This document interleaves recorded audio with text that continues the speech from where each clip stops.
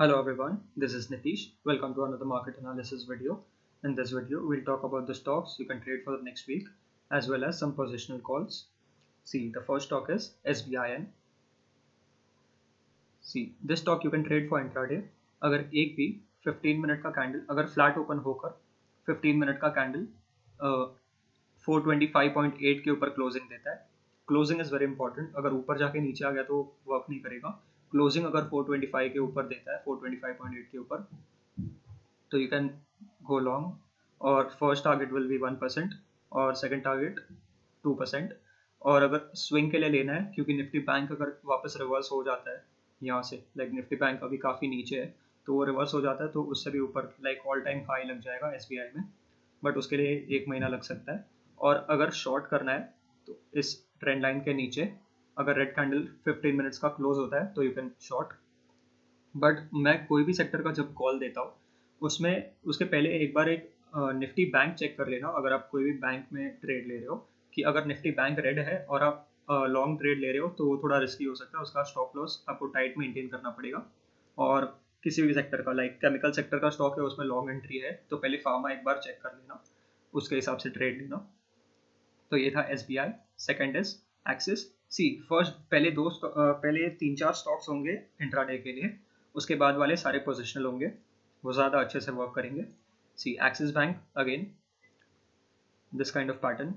इसमें अगर वापस नीचे आता है तो इसके अंदर ट्रेड मत लेना. इसके ऊपर एक भी 15 मिनट का कैंडल क्लोज देता है इसके ऊपर तो लॉन्ग एंट्री टारगेट होगा 1% का इंट्राडे के लिए और शॉर्ट में वापस 1% का इंट्राडे के लिए नीचे की साइड. ये था Axis bank. Then the next stock is Tata motors. See ये थोड़ा सा रिस्की है क्योंकि इसमें ऊपर के प्राइस से थोड़ा रिजेक्शन आ रहा है, लाइक प्रॉपर ब्रेकआउट्स मिल नहीं रहा. बट फिर भी 346.5 के ऊपर या 347 340 हाँ ठीक है 347 के ऊपर अगर एक भी 15 मिनट का कैंडल क्लोज होता है तो you can go long in Tata Motors क्योंकि ये ट्रेंड लाइन का भी एक सपोर्ट है तो वहाँ से सपोर्ट मिलेगा. वरना ये भी सपोर्ट्स है 382 के अराउंड. तो वापस यहाँ पर आता है तो यू कैन बाय अगेन. ये था Tata Motors. Then is Motherson Sumi.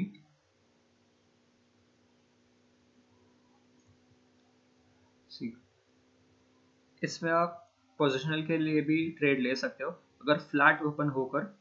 C opening is also very important कि मैं जो बोल रहा हूँ फ्लैट ओपन गैप अप या गैप डाउन नहीं होना चाहिए. फ्लैट ओपन होकर ये जो लेवल है 249 उसके ऊपर एक भी 15 मिनट का कैंडल क्लोज देता है तो इंट्राडे का टारगेट होगा 1%. अगर 1 आवर का कैंडल क्लोज देता है इसके 249 के ऊपर तो आप पोजिशनल के लिए लेकर जा सकते हो उसको. उसका टारगेट होगा फिर 255 एंड 260 270 तक भी जा सकता है Motherson Sumi. Then the next stock is, अब सारे पोजिशनल की बात करूंगा.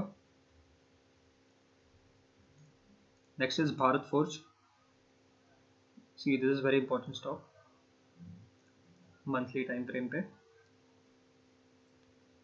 सी यहाँ पर एक kind of double top formation बन सकता है या नहीं भी बन सकता क्योंकि सी यहाँ पर एक बेरिश ये एक कैंडल का स्ट्रक्चर है, बेरिश कैंडल का स्ट्रक्चर.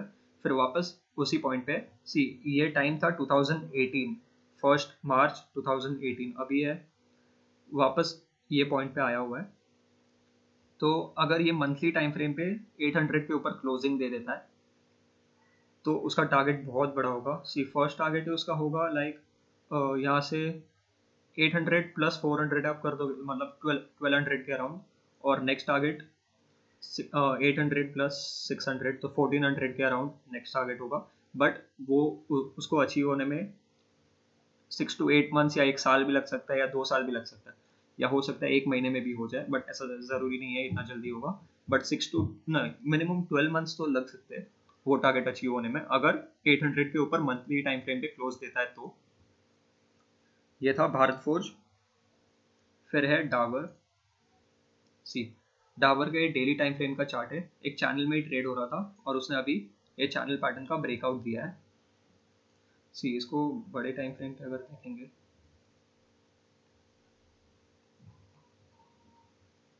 सी इसने मंथली ब्रेकआउट भी दिया हुआ है. और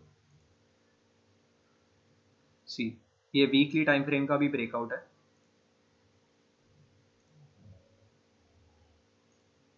इस पॉइंट के ऊपर कभी भी वीकली टाइम फ्रेम पे क्लोज नहीं हो रहा था, ये काइंड ऑफ डबल टॉप भी था बट वो अभी ब्रेक हो गया है और वॉल्यूम्स भी अच्छे है। तो अगर डाबर वापस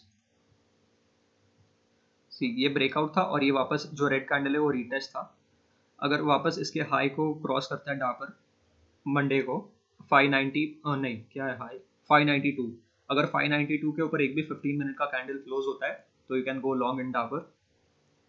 then the next stock is doctor Reddy. See this is very important stock. Weekly time frame पर see this kind of inverted head and shoulder pattern, और वीकली टाइम फ्रेम पे इसने ब्रेकआउट दिया है। वॉल्यूम्स अभी इतने अच्छे नहीं है but still this is a breakout. और आरएसआई पे भी अगर आपने मेरी आरएसआई वाली वीडियो नहीं देखी तो देख लो, उसमें 60 40-60 की जो रेंज मैंने बताई है वो बहुत ज़्यादा इंपॉर्टेंट है, और 60 के लेवल से टच करके इसने ब्रेकआउट दिया है। तो डेली टाइम फ्रेम पे अगर कंफर्म करना है तो ये था ब्रेकआउट, और ये जो रेड कैंडल है वो वापस एक रीटेस्ट था। तो इसका हाई अगर वापस ब्रेक होता है ये रेड कैंडल का 5600, तो आप वापस लॉन्ग जा सकते हो। इस वक्त भी आप लॉन्ग जा सकते हो बट एस एल आपका थोड़ा सा डीप होगा 5300। अगर आपको ज़्यादा रिस्क नहीं लेना तो फिर ये रेड कैंडल के नीचे ही स्टॉप लॉस लगा दो अराउंड 5495। बट ये अगर 1 ईयर का आपका टाइम फ्रेम है तो काफ़ी अच्छा टारगेट दे सकता है। फर्स्ट टारगेट विल बी, अगर 1 ईयर का टाइम फ्रेम है आपका, सी ये जो है 882 पॉइंट्स, तो यहाँ से 882 पॉइंट्स अगर हम लोग काउंट करते हैं 900 पॉइंट्स 6400 तक भी जा सकता है ये स्टॉक एक साल के अंदर। और फिर और थोड़ा बड़ा टाइम फ्रेम है तो ये यहाँ पर आप ऐड कर देंगे अगर इसको 1350 पॉइंट्स,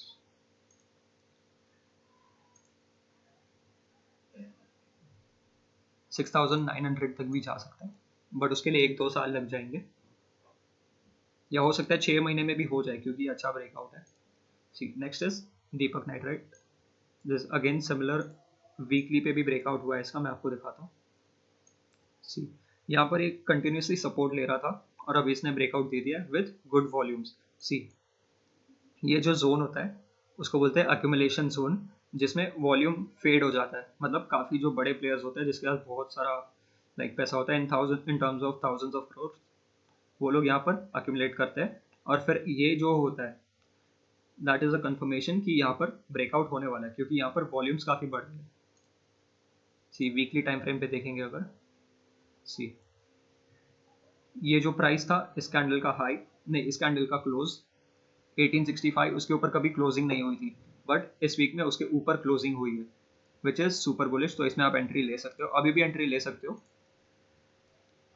और इसके ऊपर जैसे ही जाएगा दीपक नाइट्राइट 1988 लाइक इसका हाई जो भी, हाँ 1988, तो वापस और अच्छा टारगेट मिलेगा, उसमें आप ऐड कर सकते हो। ये 1988 प्लस 280 आप कर दोगे तो उतना आपको टारगेट मिल जाएगा थोड़े टाइम में, अराउंड 1 मंथ में। Next is Muthoot Finance. See similar, ये जो ये भी डेली टाइम फ्रेम है। ये इतना बड़ा जो कंसोलिडेशन था लास्ट जुलाई से लेकर अभी तक जून तक का, विच इज़ ऑलमोस्ट 11 मंथ्स, तो इतने बड़े कंसोलिडेशन का जब ब्रेकआउट होता है तो इतना जल्दी फेड नहीं हो सकता, उसका ब्रेकआउट काफ़ी बड़ा होता है। तो ये जो वापस कंसोलिडेशन हो रहा है उसका जैसे ही ब्रेकआउट होएगा तभी ये वाला जो हाई है इसका 1550 वो भी क्रॉस हो जाएगा, तो आप यहाँ पर मुथूट फाइनेंस में एंट्री ले सकते हो। अगर आपको एग्जैक्ट पॉइंट चाहिए तो इसके ऊपर 1495 के ऊपर एक भी 1 आवर का कैंडल क्लोज होता है तो आप एंट्री ले सकते हो। और एसएल आपका होगा इसके नीचे, ये जो इसके नीचे होगा आपका एसएल 1450 के नीचे होगा एसएल 1435 के अराउंड रख सकते हो। एंड नेक्स्ट इज, हाँ अभी जो 2 स्टॉक्स है वो थोड़े रिस्की है, 2 नहीं एक रिस्की है एक अच्छा है। सी हम लोग पहले डिस्कस कर लेते हैं टाटा केमिकल्स।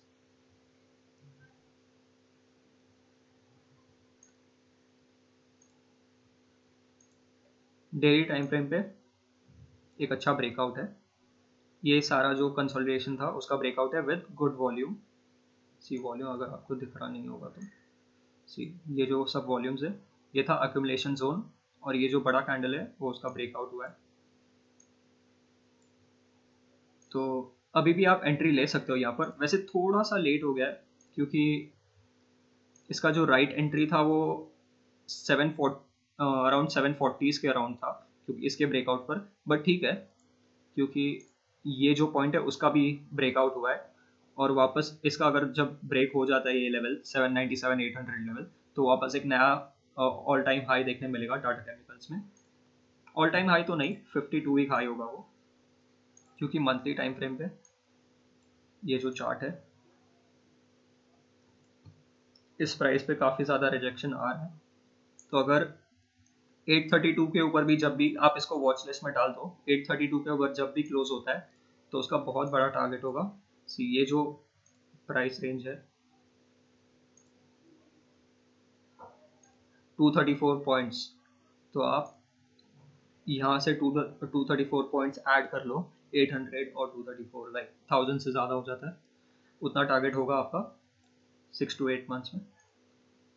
सी, ये था टाटा केमिकल्स। और अभी है very important is HFCL।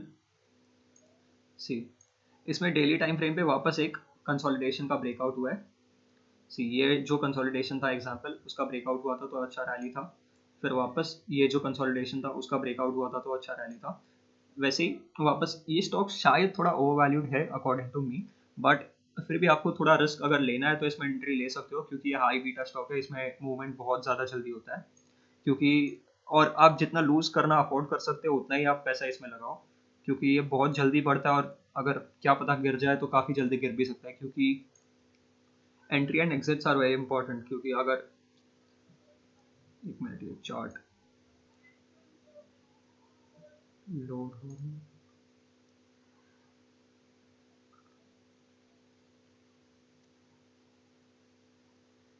Yes see, ये जो हाई था उसको इसने ब्रेक किया हुआ है, और ये मंथली टाइम फ्रेम है, और वो भी 2007 का हाई ब्रेक किया है 63 के ऊपर। तो अगर थियोरेटिकली जो टारगेट देखेंगे वो ये जो रेंज है फुल 8 to 62, तो अराउंड 50 पॉइंट्स का भी रेंज गिनेंगे तो 62 प्लस 50 करेंगे तो 110 का टारगेट होता है। बट ये थोड़ा सा रिस्की है क्योंकि इतना सारा टाइम कंसोलिडेट हुआ है और प्राइस भी बहुत कम है। तो आप इसमें जितना लूज करना अफोर्ड कर सकते हो उतना एंट्री ले सकते हो ये टाइम पे, ये प्राइस पे, और नीचे आ जाए तो एग्जिट कर देना, इसके नीचे एसएल लगा देना। 66 पे आपका एसएल होना चाहिए। ये था HFCL। और हाँ, हैप्पीएस्ट माइंड्स के ऊपर काफ़ी लोग पूछ रहे थे। सी, हैप्पीएस्ट माइंड्स में इस वक्त एंट्री लेना मुश्किल है, क्योंकि अगर कोई अच्छा सी, एंट्री इज़ वेरी इंपॉर्टेंट। अगर अच्छे स्टॉक पे खराब प्राइस पे आपने एंट्री ली, या खराब स्टॉक पे अच्छे प्राइस पे एंट्री ली तो भी आपको पैसे मिलेंगे, और अच्छे स्टॉक पे खराब प्राइस पे एंट्री ली तो भी आपके पैसे नहीं बनेंगे। क्योंकि एग्जाम्पल देखो, रिलायंस पे सीधे number 1 stock of India according to market cap, but यहाँ पर 2354 पे जिसने बाई किया होगा उसको कुछ मिल ही नहीं रहा, क्योंकि ये सिर्फ कंसोलिडेट हो रहा है। और वेराज अगर HFCL, इसका काफ़ी लोगों ने नाम भी नहीं सुना होगा, HFCL को अगर किसी ने 24 पे भी बाई किया है तो उसके अराउंड लाइक अप्रॉक्स ट्रिपल हो गया है पैसा। तो एंट्री इज़ वेरी इंपॉर्टेंट, चाहे फिर वो अच्छा स्टॉक हो या ख़राब हो। तो हैप्पीएस्ट माइंड में इस वक्त अभी कोई फ्रेश पोजीशन नहीं लेनी चाहिए अकॉर्डिंग टू मी, क्योंकि ये अगर मंथली टाइम फ्रेम देखेंगे तो ये लाइक ऊपर ही जा रहा है, इसका एक भी बार रिट्रेस हुआ ही नहीं है। और अगर रिट्रेस होता है तो फिर लेवल्स आइडेंटिफाई करने पड़ेंगे कि क्या क्या आ रहे हैं अकॉर्डिंग टू फिब। अगर ये हाई गिनते हैं तो भी 38.2 का लेवल ही 900 पे है, तो 300 पॉइंट्स तो वैसे भी डाउन है। तो इसमें अभी एंट्री नहीं लेना चाहिए हैप्पीएस्ट माइंड्स। और रूट मोबाइल मैंने आपको लास्ट वीडियो में ही बताया था इसका क्या हो सकता है, और ये एक ही दिन में 20% अप था। इसमें अभी भी थोड़ा पोटेंशियल है, बट वापस अगर आपको सेफ प्ले करना है तो ये सब में मत ट्रेड करो। बाकी सब मैंने जो डॉक्टर रेड्डी और दीपक नाइट्रेट वो सब बताया उसमें पोजिशनल ले सकते हो। इसमें अगर ये वापस 2000 के अराउंड आता है तो आप एंट्री ले सकते हो, और अगर ऊपर जा रहा है तो फिर जाने दो, इसको छोड़ दो अभी। ठीक है, तो ये सब थे stocks और week ahead analysis.